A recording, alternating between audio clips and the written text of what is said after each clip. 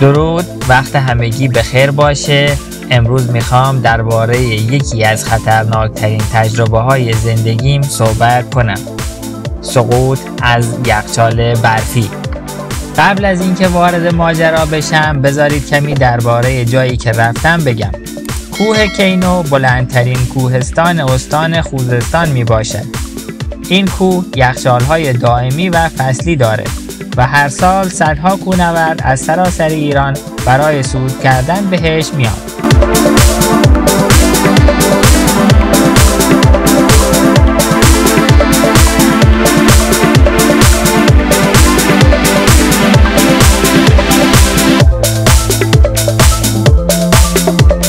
این اولین بار بود که برای صعود به این کوهستان میرفتم و هیجان زیادی داشتم.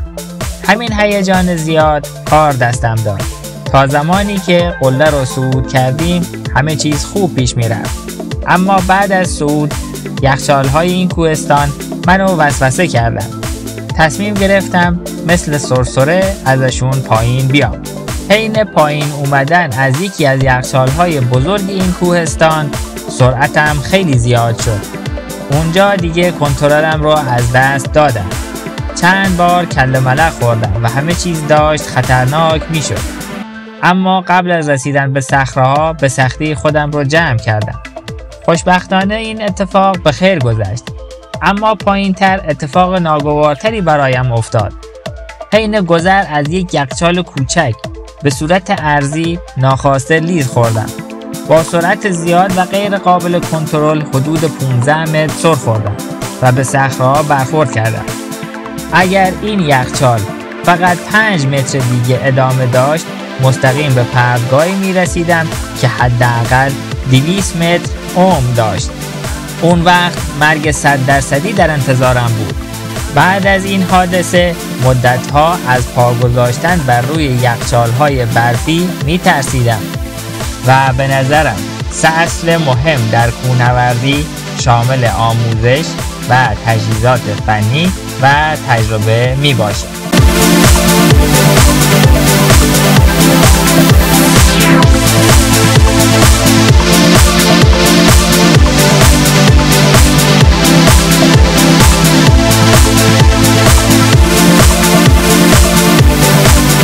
دوست داشتم این تجربه رو با دوستان طبیعتگرد و کوهنوردم به اشتراک بگذارم و این نکته کلیدی رو بگم که داخل کوه از هیجان اضافی به شدت پرهیز کنید، چون کوچکترین اشتباه میتونه به قیمت جان تموم بشه.